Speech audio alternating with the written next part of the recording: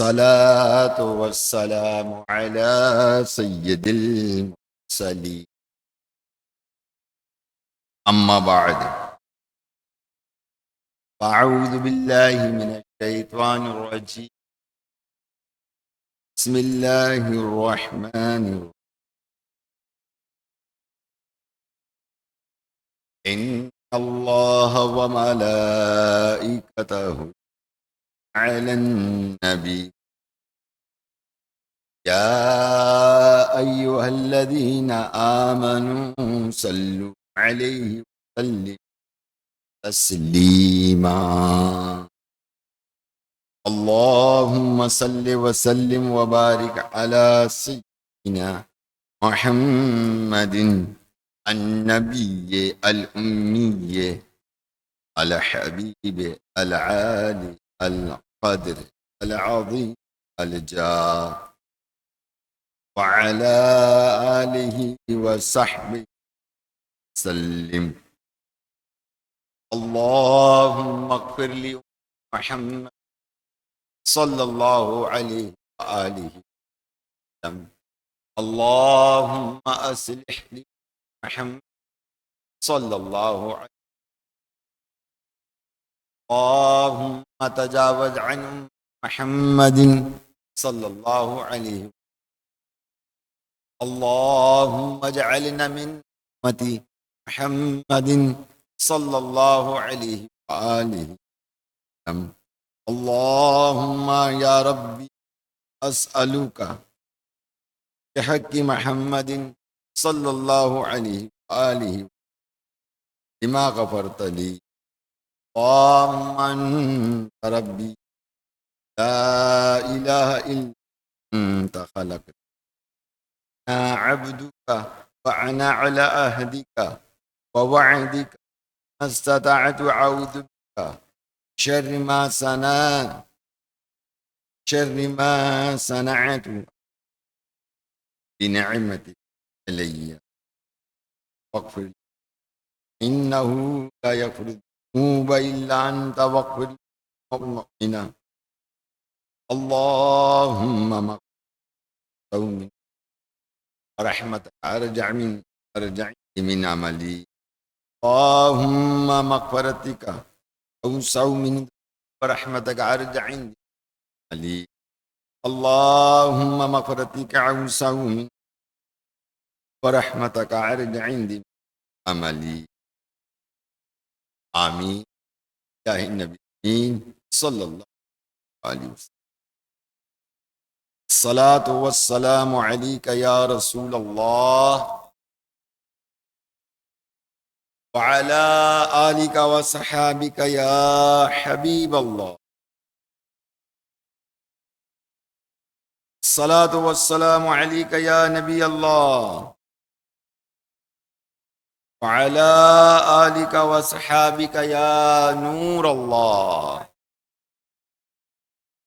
نويت سنة الاعتكاف اللهم صل وسلم وبارك على سيدنا ومولانا محمد النبي الأمي الحبيب العالي القدر العظيم الجاه وعلى آله وصحابه وبارك وسلم صلاة وسلاما عليك يا سيد يا سيد يا سيد يا مكي يا مدني يا عربي يا قريش يا هاشم يا ملجأ يا طبيب يا کریم يا رسول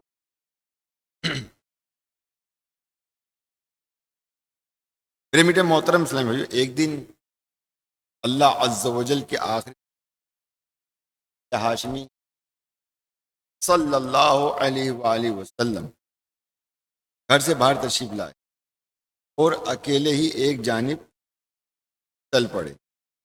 مسلمانوں کے دوسرے خلیفہ حضرت عمر فاروق اعظم رضی اللہ تعالیٰ عنہ نے دیکھا، گھبرائے کہیں کوئی دشمن نقصان نہ پہنچا، چنانچہ اٹھ کر پیارے آقا مکی مدنی مصطفیٰ صلی اللہ تعالیٰ علیہ وسلم چل پڑے۔ آپ نے دیکھا کہ رسول رحمت شفیع امت صلی اللہ علیہ وآلہ وسلم ایک مقام پر پہنچ کر رکے اور بارگاہ الہی عز سجدہ ریز تھے۔ حضرت عمر فاروق رضی اللہ تعالیٰ عنہ یہ دیکھ کر ادب کرتے ہوئے پیچھے ہٹ کر کھڑے ہو گئے۔ جب سرور عالم صلی اللہ علیہ وسلم نے سجدے سے سر اٹھایا تو فاروق اعظم رضی اللہ تعالیٰ عنہ کو اور فرمایا، اے عمر، مجھے سجدے میں دیکھ کر تم ایک طرف کھڑے ہو گئے، نے بہت اچھا کیا۔ آپ صلی اللہ تعالی علیہ وآلہ وسلم نے مزید ارشاد فرمایا، بے شک ابھی جبریل امین علیہ السلام میرے پاس تشریف لائے اور عرض کیا کہ یا رسول اللہ صلی اللہ تعالی علیہ وسلم، آپ کا جو بھی امتی آپ پر ایک بار درود پاک پڑھے گا، اللہ پاک پر 10 رحمت نازل فرمائے گا اور اس کے 10 درجات کو بلند فرمائے گا۔ صلو علی الحبیب صلی اللہ تعالی علی محمد۔ میرے میٹھے محترم اسلامی بھائی، کہ یہ جو ابھی ہم نے روایت سنی، الحمدللہ اللہ تبارک و تعالیٰ کی 10 رحمتیں کم نہیں ہوں، بات یاد رکھیے، اور اس کی بڑی اہمیت ہے، اور خود رب العزت عز و جل بار درود پاک پڑھنے پر 10 رحمتیں نازل فرمانے کے ساتھ ساتھ اس کے 10 درجات کو بھی آ رہا ہے، کہ مقامات بلند فرما رہا ہے، کہ جنت میں اللہ تعالیٰ درجات کو بلند فرمائے گا۔ تو لوگ اپنے اعمال کے سبب جنت میں جو ہے وہ درجے کے مطابق ہوں گے، تو جیسا ہوگا اس کو ویسا ہی درجہ عطا کیا جائے۔ اور غور کیجئے، جب تک ہماری روح ہم سے وابستہ ہے، وقت تک ہم عمل کرتے رہیں، رحمتیں، یہ برکتیں ملتی رہیں گی۔ کوشش یہ کرنی چاہیے کہ اپنی زندگی کا حصہ بنائیں، یہ پاک کو اپنے عمل پر لازم کر لیں، اپنی لازم کر لیں، تاکہ ہم علیہ الصلوۃ والسلام پہ باکثرت درود پاک پڑھ کر جب دنیا سے جائیں تو کامیاب اور کامران ہو کر جائیں، قبر میں بھی اتریں تو وہاں پر بھی کامیابی ہو، اور بروز قیامت اٹھیں تو بھی کامیابی، تاکہ اللہ تعالیٰ کی رحمتیں اور برکتیں جو ہیں وہ ہمیں چاروں طرف سے گھیر لیں، اور یہ گھیر کر ہمیں جنت میں داخل کر۔ تو علی الحبیب۔ میرے میٹھے محترم اسلامی بھائیوں، آج میں پچھلے جمعے کو حضرت علی رضی اللہ تعالی عنہ کا ذکر خیر کیا، اور آج مسلمانوں کے، مومنین کے خلیفہ فاروق اعظم رضی اللہ تعالی عنہ کی حوالے سے کچھ عرض کرنے کی کوشش کروں گا۔ اور ویسے بھی میں آپ سے سب سے یہی کہوں گا کہ ہر صحابی کے بارے میں جو مشہور صحابی ہیں، ہمیں چاہیے کہ ہم سیرت پر نظر ڈالا کریں، مطالعہ کیا کریں، تاکہ ہمیں معلوم ہوگا کہ ہمارے صحابہ کرام علیہ رضوان کا جو رتبہ ہے وہ کس قدر بلند والا ہے۔ رب عز و جل کی آیتیں کی شان بیان کی، اور ان کی تربیت فرمائی ہے رب عز و جل نے، اور چیزیں ایسی ارشاد فرمائیں کہ جو ہمیں حیرت میں ڈال دیتی۔ تو بہرحال آئیے چند مختصر جو ہے وہ فاروق اعظم رضی اللہ تعالی عنہ کا تعارف سنیں گے، تاکہ ہمارے اندر فاروق اعظم رضی اللہ تعالی عنہ کی جو ہے محبت اور پیار جو ہے وہ بڑھ جائے، اور وہ بڑھنا چاہیے، کیونکہ نیک لوگوں سے محبت بھی بہت ضروری ہے۔ صحابہ کرام علیہ رضوان سے محبت تو یقین ہے نا، اور یہ تو سمجھ لیجیے کہ فتنے کے دور کے اندر صحابہ کرام علیہ رضوان رضی اللہ تعالیٰ عنہ کی سنت پر عمل کرنا، یہ فتنے کے دور کے اندر الحمدللہ صحابہ کرام سنت پر عمل کرتے ہوئے ہم پورے فتنے سے محفوظ ہو سکتے ہیں۔ بہرحال اس پہ مجھے وہ حدیث یاد آئی نا، کہ مطلب میری امت 73 فرقے، 72 جہنمی، ایک جنتی کا۔ آگے جنتی کون سا؟ آپ نے فرمایا میں اور میرے صحابہ، میں اور میرے صحابہ عمل کرتے ہوں گے جنتی ہوں۔ تو بہرحال میرے میٹھے محترم اسلامی بھائیوں، آئیے فاروق اعظم رضی اللہ تعالی عنہ کا مختصر تعارف سنتے ہیں کہ حضرت عمر فاروق رضی اللہ تعالیٰ عنہ، جیسے کہ آپ کو معلوم ہے کہ وہ ایک صحابی رسول ہیں۔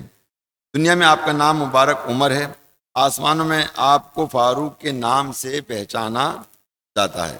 آسمانی کتاب تورات شریف میں آپ کا نام منطق الحق یعنی حق بات کہنے والے ہیں۔ اب غور کیجئے کہ اللہ تبارک و تعالیٰ نے حضرت عمر فاروق رضی نام جو ہے وہ تورات کے اندر بھی تحریر منطق الحق فرمایا۔ اس کو تو بولیے فاروق اعظم رضی اللہ تعالی عنہ کو۔ انجیل شریف میں آپ کا نام میں نامی کافی ہے، تو آپ کا عمر فاروق رضی اللہ تعالیٰ کا نام، اور جنت میں آپ کا نام اقدس سراج ہے۔ سراج یعنی چراغ ہوگا، جنت میں آپ کا نام ہے وہ سراج ہے۔ حضرت فاروق اعظم رضی اللہ تعالی عنہ مکہ مکرمہ میں پیدا ہوئے، اور ایک روایت کے مطابق آپ 39 مردوں کے بعد مسلمان ہوئے، یعنی جب 39 مسلمان ہوئے اس کے بعد آپ مسلمان ہوئے۔ اس لیے آپ کو 40 کا عدد پورا کرنے والا کہا جاتا ہے۔ اور سرور عالم نور مجسم صلی اللہ تعالی علیہ وآلہ وسلم آپ کے اسلام لانے کے لیے دعا فرمائی۔ آپ سرکار مدینہ علیہ الصلوۃ والسلام نے آپ کے اسلام میں لانے کے لیے آپ کے لیے دعا فرمائی، لہذا آپ کو مراد رسول صلی اللہ علیہ وسلم بھی کہا جاتا ہے۔ سبحان اللہ کہنا چاہیے بات ہے۔ آپ کا عدل و انصاف بے مثال ہے، اس لیے عدل و اصحاب یعنی صحابہ میں سب سے بڑھ کر عدل کرنے والے کہلائے۔ کون؟ حضرت عمر فاروق رضی اللہ تعالیٰ عنہ۔ حضرت عمر فاروق اعظم رضی اللہ تعالیٰ عنہ 63 سال دنیا میں تشریف فرما رہے ہیں۔ اب میں اکثر جو نا دیکھتا ہوں صحابہ کرام کی عمر 63 سال کی عمر، کسی کی 45 سال کی عمر، کسی کی 40 سال کی عمر، اور کسی کی 60 سال، چلیں کسی کی کچھ زیادہ ہی عمر ہے نا، مگر ہم ان عمروں کو دیکھیں اور پھر ان عمروں میں اپنی عمر کو دیکھیں کہ ان لوگوں نے اپنی ان چھوٹی چھوٹی عمروں میں وہ مقام وہ مرتبہ پایا جو ہم رتی برابر بھی نہیں پائے۔ میری بات سمجھ رہے ہیں؟ نہ ہمارے پاس عمل ہے، نہ ہمارے پاس اخلاص ہے، نہ ہمارے پاس کیا کہنا چاہیے عبادت ہے، کوئی ریاضت ہے، کچھ نہیں ہے ہمارے پاس۔ ہم 5 وقت بھی نماز با جماعت نہیں پڑھ پاتے۔ سوچئے 5 وقت کی با جماعت نماز ہم لوگ نہیں پڑھ پاتے، کسی نہ کسی مسائل میں پھنس کے جو ہے وہ ہماری جماعتیں بھی ترک ہو جاتی ہیں۔ صحابہ کرام کی ترک نہیں ہوا کرتی تھی، اور اگر کسی کی ہو بھی جاتی تھی وہ مطلب یہ کہ شاید مجھے یاد آئی کہ مطلب جب آپ ادا ہو گئے اور ایک صحابی آئے تو کون ہے جو اثار کرے گا؟ اثار کا مقصد کہ بھئی تمہارا بھائی جو ہے وہ نماز فرض ادا کر لے گا اور تم اس کے ساتھ کھڑے ہو جاؤ تمہارے نفل، اور یہ اس پر الحمدللہ عمل کیا جاتا ہے۔ بعض مساجدوں میں لکھ دیا جاتا ہے جہاں شاید شر ہوتا ہوگا یہاں دوسری جماعت نہیں کرا سکتے۔ یہ بات تو ویسے بھی غیر شرعی ہے، صحیح ہے نا؟ ایک مسافر آدمی اور سفر کر رہا ہے، اور اگر صبح نماز کا وقت آتا ہے اور اس کے ساتھ کچھ لوگ موجود ہیں تو چاہیے کہ وہ جماعت کرے۔ کیا کرے؟ جماعت کرے، ٹھیک ہے نا؟ تو بعض جگہ کا ایسا ہوتا ہے، ہاں یہ ان لوگوں کے لیے شاید ہوتا ہے کہ شاید محلے میں کچھ تصادم کا خطرہ ہو، یہ سارے معاملات ہوتے ہیں تو شاید ان مساجدوں میں یہ جملے جو ہے وہ لکھے جاتے ہیں، مگر ان جملوں سے بھی مطلب اجتناب کرنا چاہیے۔ ہاں اگر کوئی شخص فتنے کے سبب جو ہے وہ جماعت کرائے تو وہ جماعت نہیں صحیح، یہ بات یاد رکھیے گا۔ اکثر ہوتا ہے لوگ امام مؤذن کے خلاف جو وہ مساجدوں میں جو محاذ تیار کرتے ہیں وہ نکالنے کے لیے، اور وہ جماعتیں کرتے ہیں، تو یہ جماعتیں اس طرح سے کرنا یہ تو مطلب مناسب ہی نہیں ہے اس طرح۔ یعنی یہاں دراصل وہ جماعت کرنا نہیں ہے، بلکہ وہ جماعت کو پڑھنا ہٹ کرنا ہے. کیا ہے؟ ہٹ کرنا ہے نا، سامنے والے کو متاثر کرنا ہے، سامنے والے کو جو ہے مطلب رسوا کرنا ہے. جس کے پیچھے تم نماز پڑھتے رہو اب تم اس پہ رسوا کرنے جا رہے ہو، سوچیے ذرا. تو یہ سب چیزیں جو ہے نا غلط ہیں. یہ نہیں، ہاں یہ ہے کہ چلو ٹھیک ہے، کبھی کسی حالت مجبوری کے سبب یا سفر کے دوران ٹھیک ہے آپ نماز آپ کی جماعت نکل جاتی ہے، تو اگر آپ جماعت کرنے کے اہل ہیں تو آپ کو جماعت کرانی چاہیے اور جماعت سے نماز ادا کرنی چاہیے. تو بہرحال یہ چیزیں آپ کو سمجھانے کے لیے عرض کر رہا ہوں پیارے محترم اسلام بھائیوں، کیونکہ مساجدوں میں اکثر جو ہے نا وہ میں نے کئی مساجدوں میں دیکھا ہے کہ جی یہاں دوسری جماعتیں نہیں، تو یہ مطلب مناسب نہیں ہے. ہاں اگر جھگڑے کا ہے تو پھر جیسا کہ میں نے آپ کو سمجھایا اس معاملے کے اندر جھگڑے کو یا فتنے کو ختم کرنے کے لیے بھی مطلب کچھ شرعی احکام کو جو ہے مطلب کچھ فتنے کو دبانے کے لیے مطلب اس سے رکنا افضل ہے. ٹھیک ہے نا. تقریباً 10 سال یا 6 ماہ کچھ دن تک اچھے انداز سے خلافت کے فرائض انجام دیتے رہے فاروق اعظم رضی اللہ عنہ. آپ کا دور خلافت مسلمانوں کا عروج کا سنہرا دور تھا. جب خلافت سنبھالی وہ مسلمانوں کا عروج کا وقت تھا. ایسا عروج کا وقت تھا کہ فلسطین میں گئے تھے بغیر کسی جنگ و جدال کے فلسطین فتح کر لیا تھا. وہ ساری نشانیاں ان کے پاس موجود تھی کہ تمہارا امیر المومنین ہوگا، وہ اس پر جسم پر اتنے 12 پیبند اس پر ہوں گے. تو وہاں کے لوگ فلسطین کے لوگوں نے جو کبھی مسلمان نہیں ہوئے تھے کافر تھے کہا کہ پہلے تم اپنے امیر کو لے کر آؤ تب تاکہ تمہیں چابی حوالے کریں گے فلسطین کی. عمر فاروق رضی اللہ عنہ میں ہم جب چابیاں کریں گے. جب انہوں نے مطلب عمر فاروق رضی اللہ تعالیٰ عنہ کی زیارت کی تو انہوں نے آپ کے لباس کے پیبند گنے اور گننے کے بعد کہا کہ بولو یہ سب چیزیں ہماری کتابوں میں کہ جو فلسطین کو فتح کرنے آئیں گے جو اہل حق ہوں گے اور وہ آخری نبی کے جو ہے مطلب خلیفہ ہوں گے، جانشین ہوں گے، اور ان کے جسم پر جو لباس ہوگا اس پہ 12 پیبند ہوں گے. تو الحمدللہ وہ تمام نشانیاں پوری ہوئی، تمام نشانیاں اللہ نے پوری فرمائی اور ان کو ایمان کی دولت سے سرفراز فرمایا. آپ کا انداز حکومت اور آپ کا عدل و انصاف، آپ کا مبارک اخلاق، کردار و خوف خدا، تقوی، پرہیزگاری، عاجزی، انکساری، زہد و رحم دلی وغیرہ قیامت تک آنے والوں کے لیے بہترین نمونہ حیات ہے. صحابی رسول حضرت عبداللہ بن مسعود رضی اللہ تعالیٰ عنہ فرماتے ہیں. کون؟ بولیے، جواب دیجئے. صحابی رسول، نام کیا؟ حضرت عبداللہ بن مسعود رضی اللہ تعالیٰ عنہ ارشاد فرماتے ہیں کہ جب بھی نیک لوگوں کا تذکرہ ہو تو امیر المومنین حضرت عمر فاروق کے اعظم رضی اللہ تعالیٰ عنہ کا ذکر کرنے میں جلدی کیا کرو. بے شک حضرت عمر فاروق رضی اللہ تعالیٰ عنہ کا اسلام قبول کرنا مدد تھا. کیا تھا؟ دین کے لیے کیا تھا؟ مدد تھا. بے شک حضرت عمر رضی اللہ تعالی عنہ کا خلیفہ بننا فتوحات یعنی کامیابیوں کا ذریعہ تھا. اللہ پاک کی قسم جب حضرت عمر فاروق رضی اللہ تعالی عنہ شہید ہوئے تو دنیا کی ہر چیز یہاں تک کہ درختوں کو بھی اس کا دکھ ہوا تھا. اللہ پاک کی قسم میں سمجھتا ہوں حضرت عمر فاروق رضی اللہ تعالیٰ عنہ کی دونوں آنکھوں کے درمیان ایک فرشتہ تھا جو آپ کو قوت دیتا اور ہدایت کرتا تھا. اللہ پاک کی قسم اگر مجھے معلوم ہو جا رہا ہے کہ کوئی کتا حضرت عمر فاروق رضی اللہ تعالیٰ عنہ سے محبت کرتا ہے تو ضرور میں اس کتے سے بھی محبت کروں گا. یہ کون کہہ رہے ہیں؟ یہ قسم فرما کر کون کہہ رہے ہیں؟ حضرت صحابی رسول حضرت عبداللہ بن مسعود رضی اللہ تعالیٰ عنہ ارشاد فرما رہے ہیں. اور کیجیے آپ، اگر آپ قسم نہ بھی کھاتے تو کیا تھا؟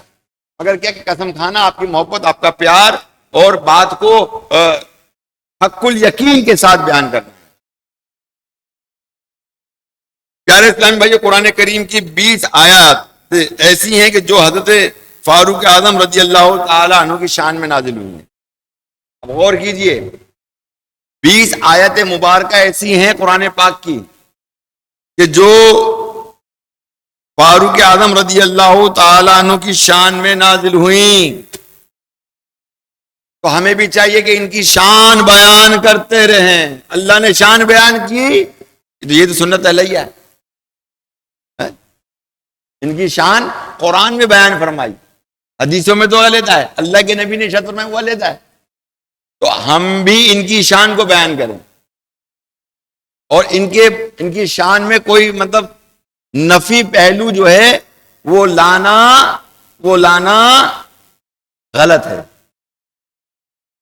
اور یہ قرآن پر عمل ہے کہ فاروق اعظم رضی اللہ تعالی عنہ کی شان بیان کی جائے.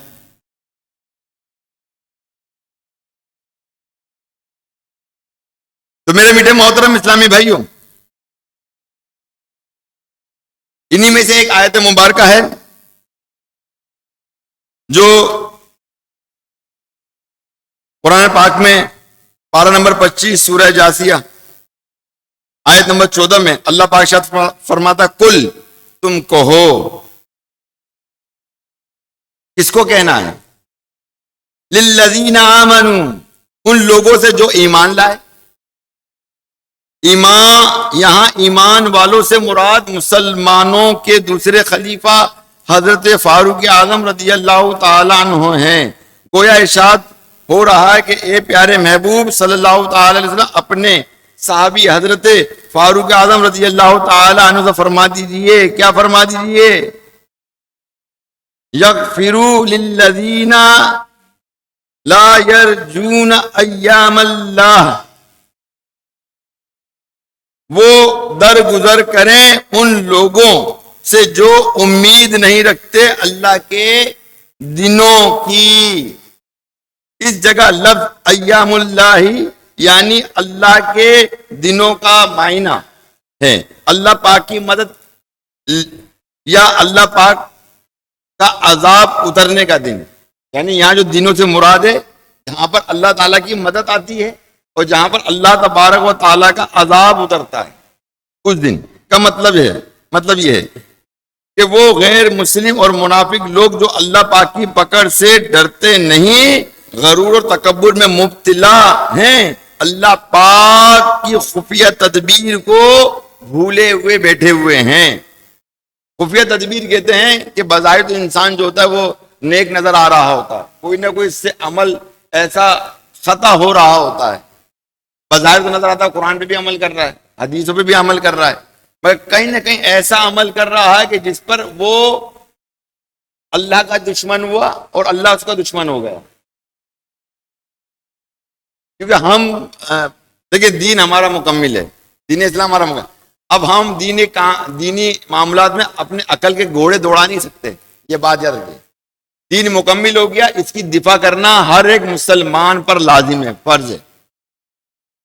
اس کی شریعت کی دفاع کرنا، یہ نہیں کہ صرف علماء کرام کی ہی مطلب یہ ہے کہ یہ فریضہ بنتا ہے یا ائمہ حضرات کا بنتا ہے یا مشائخ کا بنتا ہے یا شیوخ کا بنتا ہے. نہیں، یہ ہر ایک مسلمان کا. اب مسلمان کتنا علم دین سیکھتا ہے وہ خود جانتا ہے کہ میں کتنا سیکھتا ہوں، زیادہ سیکھتا ہوں، کم سیکھتا ہوں. یہاں تو سیکھنے کا معاملہ ہی نہیں ہے. ہاں دنیا سیکھنی ہے، انگلش سیکھنی ہے تو دیکھیں آپ کہ وہ ہر طرح سے اس کے لیے پیسے بھی دے رہا ہوگا، وقت بھی دے رہا ہوگا، اور وہ ان الفاظوں کو رٹ رہا ہوگا، ان الفاظوں کو یاد کر رہا ہوگا کہ بھائی اس کے معنی کیا ہیں، اس کے معنی کیا ہیں، تو اس کے معنی کیا ہیں. وہ اپنی مطلب انگلش لینگویج اچھی کر رہا ہوگا تاکہ وہ معاشرے کے اندر ایک مطلب یہ کہ ایک نمایاں برتری حاصل کر سکے، برتری حاصل کر سکے. تو اسی طرح پیارے بھائیو ہم دنیا میں جو ہے ایک نمایاں برتری حاصل کرنے کے لیے تقدو اور جد و جہد میں دنیا کی تعلیم حاصل کرنے میں لگے رہتے ہیں،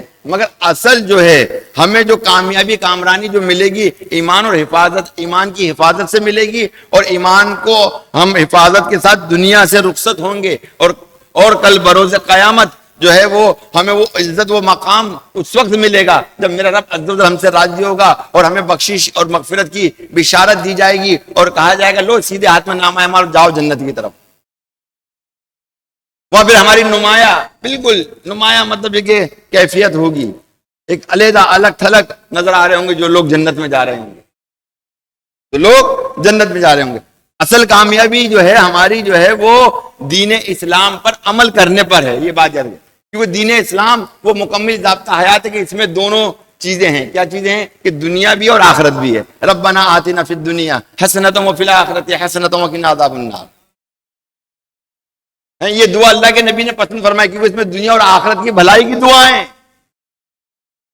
کہ ہم مطلب یہ کہ اپنے اس دین اسلام پر عمل کرتے ہوئے کامیاب اور کامران ہو جائیں۔ تو اسی طرح میرے میٹھے محترم اسلامی بھائیوں، کہ انسان بظاہر جو ہے وہ نیک عمل کر رہا ہوتا ہے، مگر کوئی نہ کوئی ایسی چیز ایسی ہوتی ہے جس کی بنا پر جو ہے وہ مطلب یہ ہے کہ اللہ کی خفیہ تدبیر، یعنی وہ مرتے وقت کافر ہو کر مرتا ہے، مرتے وقت کافر ہو کر مرتا۔ اور کئی ایسے لوگ ہیں جن کے متعلق یہ واقعات ہو کہ وہ اذان بھی دیتے رہے، وہ نماز بھی پڑھاتے رہے، مگر جب وہ مرے تو کہا کہ ہم کلمے سے بیزار ہیں اور ہم سے کلمہ نہیں پڑھا جا سکتا، اور وہ کفر کی موت مر گئے۔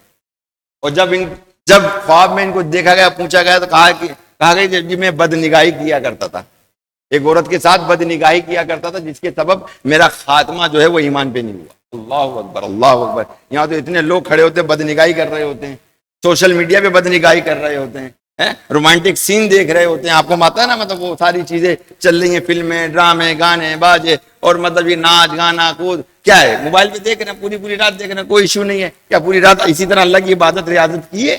اللہ کو راضی کرنے والے ہم نے کام کیے؟ یقیناً ہم نے کوئی کام ایسے ہرگز ہم نے کام ایسے نہیں کیے۔ تو لہٰذا ہمیں اس پہ غور کرنا چاہیے میرے میٹھے محترم اسلامی بھائیوں۔ اللہ تعالی کی خفیہ تدبیر سے بچنے کے لیے ہم وقت اللہ کی بارگاہ میں دعا کرنی چاہیے۔ اپنے پیارے فاروق سے فرما دیجئے، مزید دیکھیں ارشاد ہوتا ہے کہ اللہ تعالیٰ مجید قرآن مجید میں ارشاد فرماتا ہے لِيَجْزِيَ قَوْمًا بِمَا كَانُوا يَكْسِبُونَ، تاکہ اللہ بدلہ دے ایک قوم کو اس کا کہ جو وہ کماتے ہیں۔ یہ آیت مبارکہ مکمل ہوئی۔ اس آیت کریمہ کے اس حصے کے دو معنی ہیں۔ نمبر ایک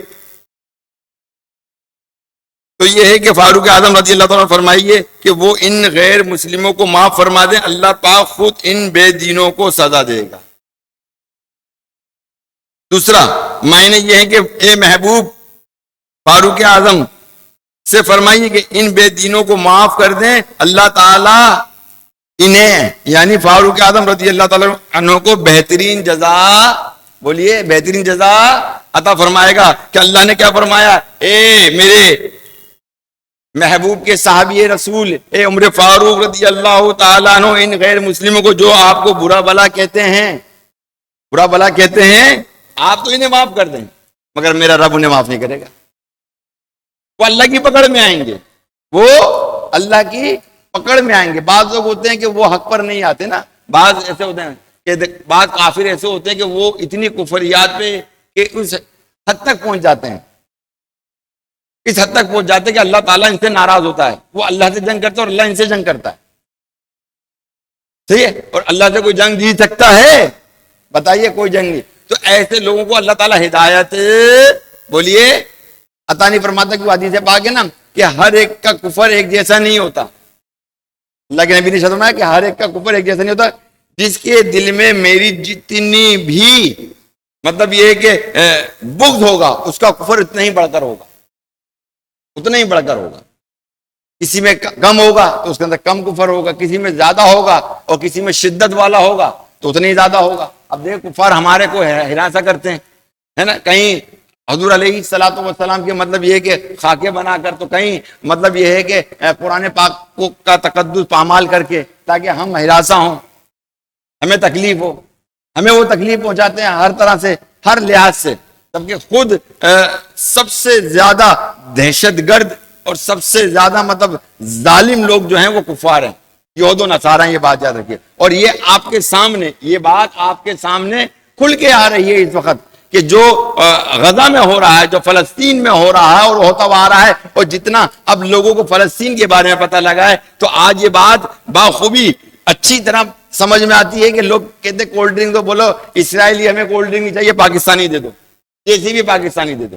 جیسی بھی ہے پاکستانی دے دو. اگر یہ ہم کرتے رہیں گے تو یقین جانیے کہ ان کے جو چیزیں ہیں پاکستان میں خود بخود بند ہو جائیں گی. خود بخود ان کے کئی ریسٹورینٹ یہود و نصارہ کے جو ہے پاکستان میں بند ہو گئے. یہ بتا دوں میں آپ کو اس وقت پاکستان میں. اور یہ اگر ان سے مقابلہ کرنا ہے, ان سے جنگ کرنا ہے, تو اس کا طریقہ کار یہی ہے کہ ان کی معیشت کو تباہ اور برباد کر دیا جائے یہود و نصارہ کی. کیونکہ جنگ خندق کا واقعہ آپ غور کیجئے کہ جنگ خندق جس میں مطلب کئی روز بھوکے پیاسوں کے صحابہ کرام, جہاں پہ سبا یعنی 7 مساجد جہاں پہ وہ قلعے بنے ہوئے بیٹھے تھے, وہیں نماز پڑھا کرتے تھے. اور جو مدینے جاتے ہیں تو وہ لوگ اس سبا مسجد کی زیارتیں کرتے ہیں.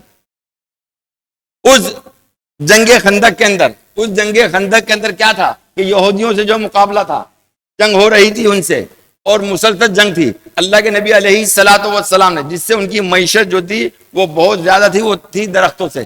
درختوں کے پھل آتے تھے, وہ سب انہی کے تھے. اللہ کے نبی علیہ الصلوۃ والسلام نے وہ تمام درخت کٹوا دیے. جب ان کی معیشت یہودیوں کی مطلب یہ کہ تباہ برباد ہوئی, ان کی شکست ہو گئی. کیا ہو گئی؟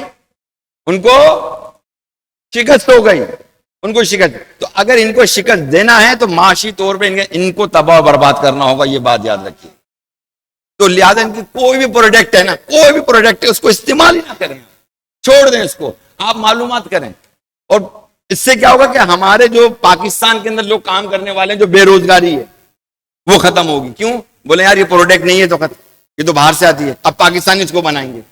بھائی لیکن کولڈ ڈرنک بھی تو پاکستان نے بنا لی نا, پاکستان کے لوگوں نے بنا لی یا نہیں بنا لی. اسی طرح اور چیزیں بھی بنا لی, پیمپر بھی بنا لی, پیمپر بھی نہیں گئی ہے. بات صابن ان کے ہیں, شیمپو ان کے ہیں, نہ جانے کون کون سی پروڈکٹ ان کی ہے جو ہمارے گھروں کے اندر آج بھی موجود ہے. تو یہ ہم چیک کریں ہم اس چیز کو کہ یار یہ کون سی چیزیں جو یہود و نصارہ کی بنائی ہوئی, جن سے ان کی معیشت کو مطلب فائدہ پہنچتا ہے, ہم سے ہی کماتے ہیں اور ہم پہ ہی گولیاں برساتے ہیں. یقین جانے ہمیں تو وہ مطلب وہ تصاویریں دیکھنے کو نہیں ملتی ہیں, یا وہ چیزیں نہیں ملتی جو اس نے ظلم و ستم کیا ہے. اور حالت یہ ہے کہ کتے جو ہے انسانی بچے منہ میں دبا کے بھاگ رہے ہیں, اور اینکریں رو رہی ہیں. یہ کیا ہو رہا ہے؟ رو رہی ہیں اینکریں. تو بہرحال میرے میٹھے محترم اسلامی بھائیوں, ہم سب کو چاہیے کہ ہم کافروں کی جتنی پروڈکٹ ہے اس کا بائیکاٹ کریں. کیا کریں؟ بائیکاٹ کریں. ہم نے نہیں لینی ان کی چیزیں, پاکستانی چیزیں لیں گے تو پاکستان کی معیشت بھی آگے جائے گی, اور جو بے روزگاری ہے وہ بھی ختم ہوگی. آج ہر فیکٹری سے لوگوں کو نکالا جا رہا ہے, کہیں 1000 بندوں کو نکال دیتے, کہیں 12 بندوں کو نکال دیتے, کوئی 13 بندوں, کیونکہ ان کو پاس تنخواہ دینے کے لیے پیسے نہیں ہے. آپ کو پتا ہے معیشت جو ہے وہ مسلسل ہماری تباہ اور برباد ہو رہی ہے اس وقت پاکستان کی, اور یہ تباہ برباد ہوگی تو یہ ہمارے جو جس طبقے میں ہم رہتے ہیں اس پہ ہی ہمیں تکلیف آگی. ہمیں بھوک اور پیاس اور کھانے پینے کے ہم پریشان ہوں گے. ہمارے گھر میں ہی راشنیں ختم ہو جائیں گی. یہ بات یاد رکھیے گا. تو یہ پاکستان کی معیشت کے لیے بھی دعا کیا کریں تاکہ ہمارے بچے خوشحال ہو جائیں. کیا ہو جائیں؟ بچے ہمارے خوشحال ہو جائیں, ہے نا, ہمارا گھر خوشحال ہو جائے. اور مطلب یہ کہ پاکستان میں ایسے حکمران عطا فرمائے جو محب وطن ہو, دشمنان پاکستان نہ ہو, پاکستان کو کھانے پینے والے نہ ہوں, بلکہ پاکستان کے اندر جو ہے نا مطلب یہ کہ لگانے والے ہوں. جب لگانے والے ہوں کو بات بنے گی. مجھے ایک پوسٹ آئی ایک کرنل کی پاکستان کی, تقریباً یہ سن 47 کے بعد کی بات ہے. ان کا طریقہ یہ تھا کہ وہ سیاہ بھی کہتے تھے کہ یہ حکومت پاکستان کی سیاہی ہے, اس کو میں گھر نہیں لے کے جاؤں گا, یہیں استعمال کروں گا. اور یہی وجہ تھی کہ کتنے 2 کروڑ یا کتنے کروڑ جو ہے انہوں نے جاپان کی پاکستان نے مدد کی تھی, ہے نا. ایمریٹس بنایا, PIA نے بنایا, ہمارے PIA نے بنایا. آج وہ اتنی اوپر ہے اور آج ہماری PIA تباہ ہے. ہمارے درمیان کچھ لوگ ایسے مطلب ڈالے گئے ہیں کہ جو پاکستان کی جڑوں کو کھوکھلا کر دیں. آپ دعا فرمائیں اللہ تبارک و تعالیٰ عمر فاروق رضی اللہ تعالیٰ عنہ جیسا بندہ اس پاکستان پر حاکم مسلط فرما دے, جس کے سبب پاکستان ترقیوں کرتا ہوا آگے سے آگے بڑھتا چلا جائے گا انشاءاللہ. تو بہرحال میرے میٹھے محترم اسلام بھائیو, کہ جو بات کہہ رہا تھا کہ عمر فاروق رضی اللہ تعالیٰ عنہ جو آپ کو برا بھلا کہتے ہیں غیر مسلم, آپ انہیں معاف کر دیں. ان بے دینوں کو تو اللہ تبارک و تعالیٰ ہی سزا دے گا. دوسرا کہ آپ صبر کریں گے آپ معاف کریں گے تو اللہ تبارک و تعالیٰ آپ کو بہترین جزا عطا فرمائے گا۔ تو پیارے اسلامی بھائیوں، اس آیت کریمہ میں حضرت فاروق اعظم رضی اللہ تعالیٰ عنہ کی دو شانیں بیان ہوئی اور ایک آپ کو حکم دیا گیا۔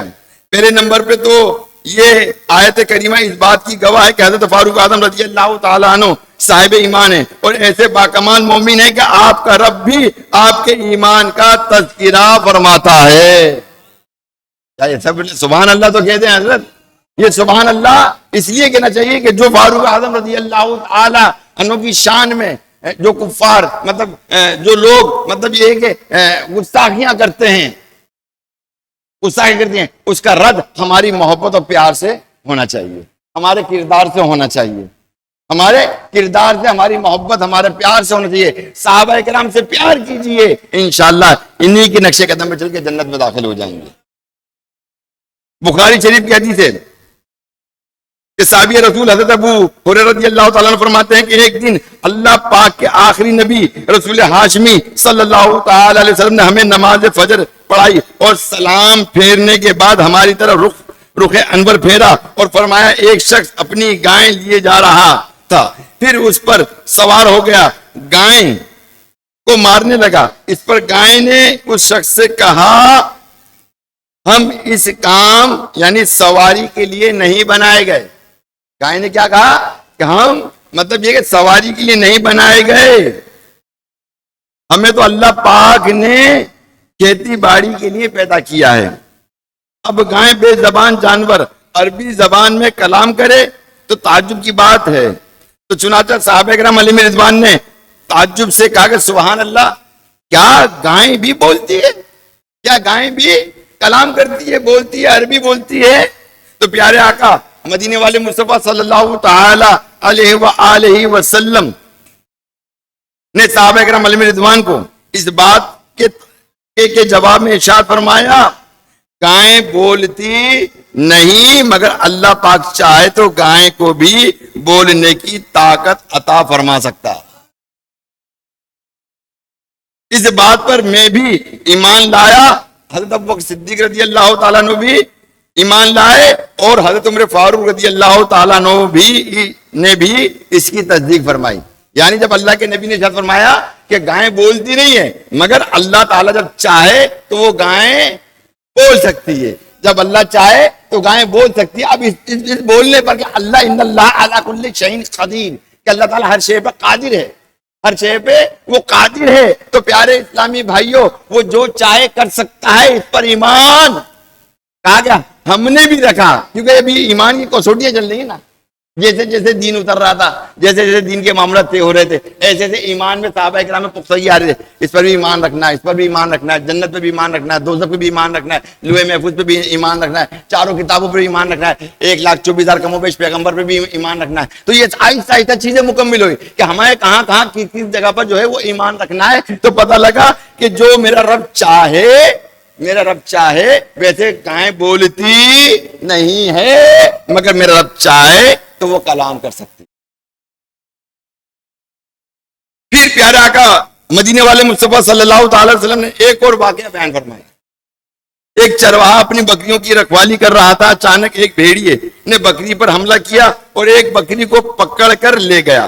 چرواہا اس بھیڑیے کے پیچھے بھاگا اور بالآخر اس سے بکری کو چھڑا لیا۔ جب اس نے بھیڑیے سے بکری چھینی تو بھیڑیا چرواہے کی طرف متوجہ ہوا اور بولا کہ اے چرواہا ذرا بتاؤ جب درندوں کا دن آئے گا اس دن ان بکریوں کی حفاظت کون کرے گا؟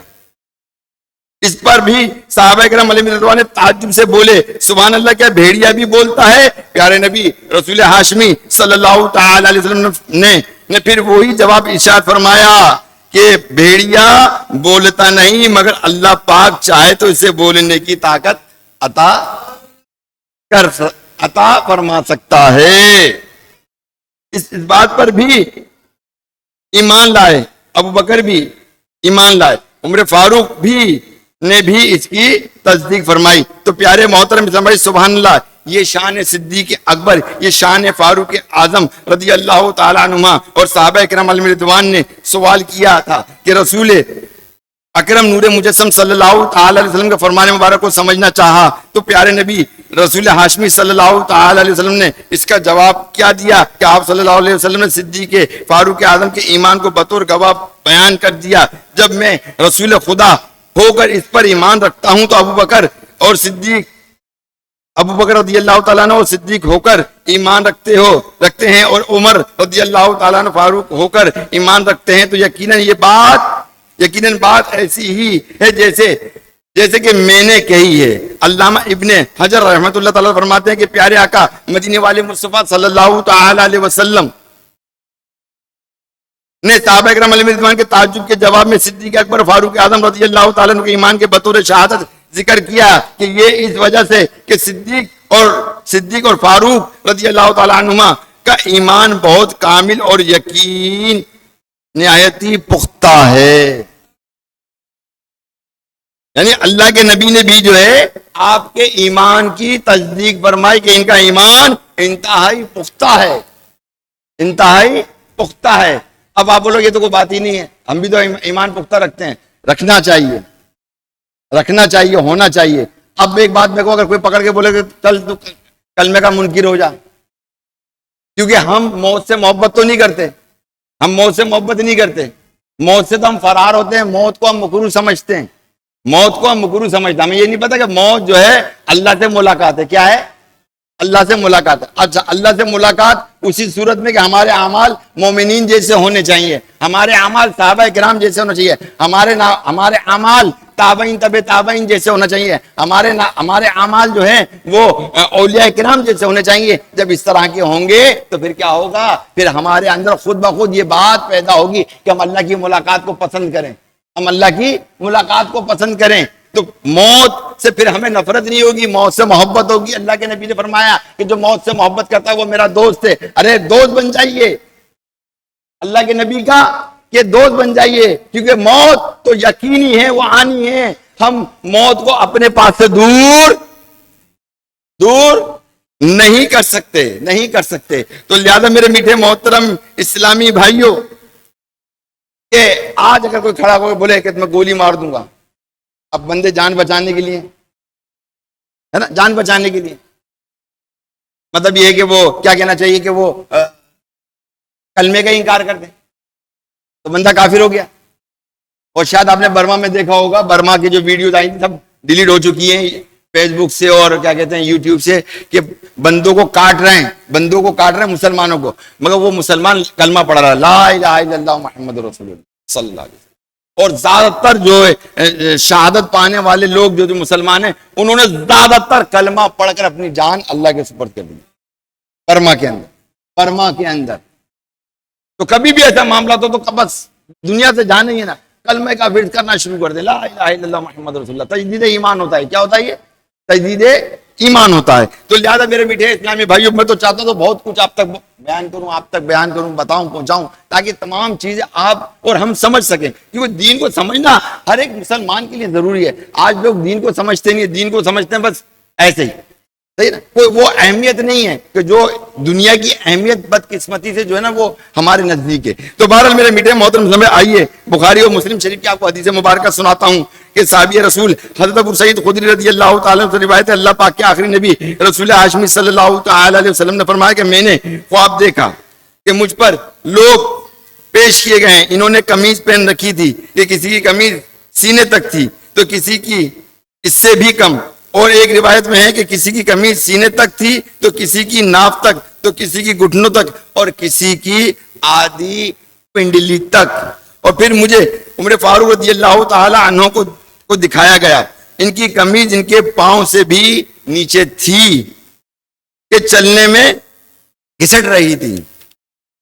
صحابہ کرام علیہم رضوان نے پوچھا کہ یا رسول اللہ صلی اللہ تعالی علیہ وسلم, آپ اس خواب کی تعبیر کیا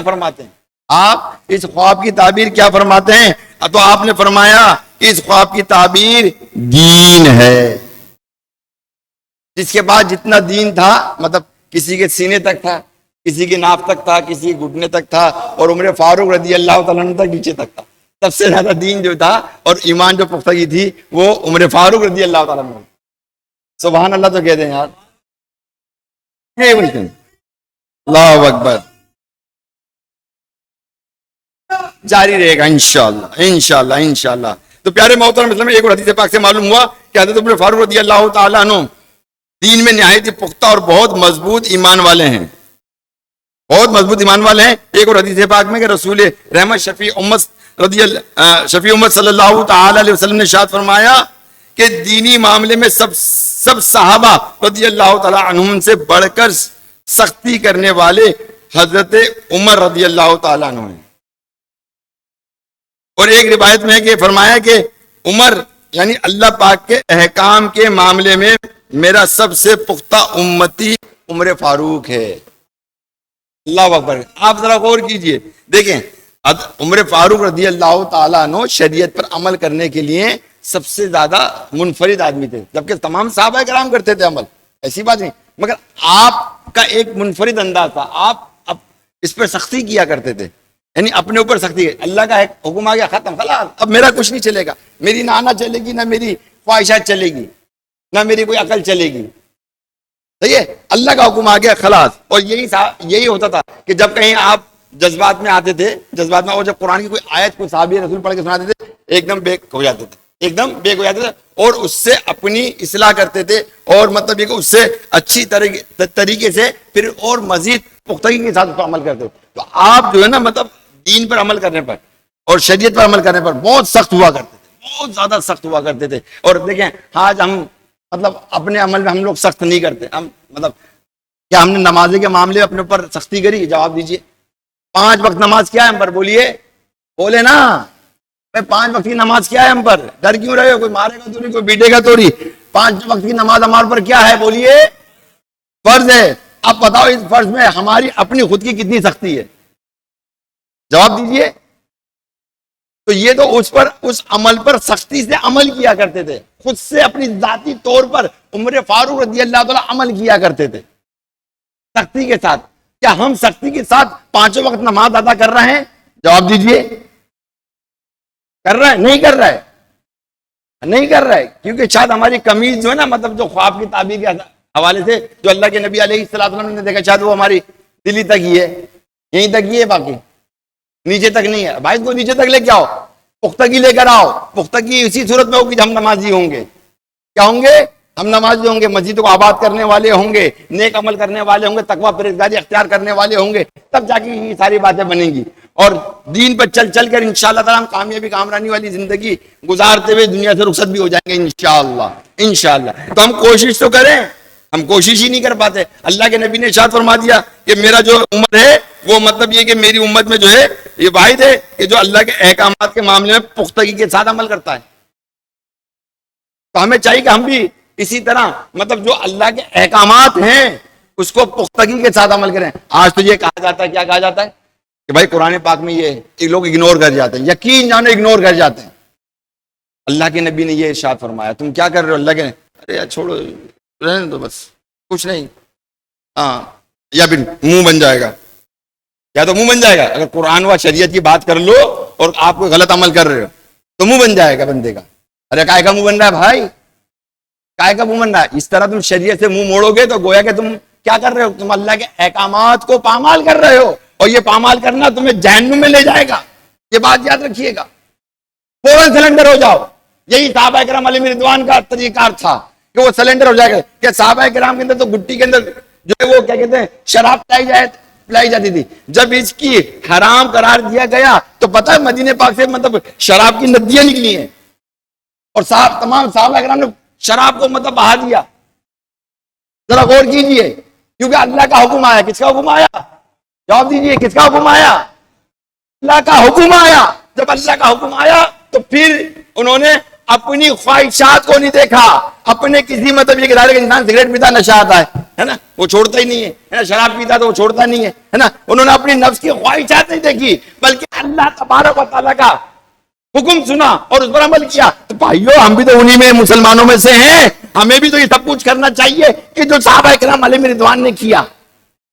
ہمیں بھی تو وہ سب کچھ کرنا چاہیے کہ جو ہمارے اختلاف نے کیا، تابعین نے کیا، تبع تابعین نے کیا قرآن پہ عمل کر کے. تو ہمیں بھی چاہیے کہ قرآن پہ عمل کر کے اپنی زندگی کو اپنی زندگی کو، اپنے جسم کو، اپنی روح کو جہنم کی آگ سے بچا لیجئے اور جنت الفردوس اپنے لیے مقدر بنا لیجئے۔ اللہ تعالیٰ کی بارگاہ میں دعا، اللہ تعالیٰ آپ کو، مجھ کو، سب کو عمل کرنے کی توفیق رفیق عطا فرمائے، آمین بجاہ نبی الامین صلی اللہ علیہ وآلہ وسلم۔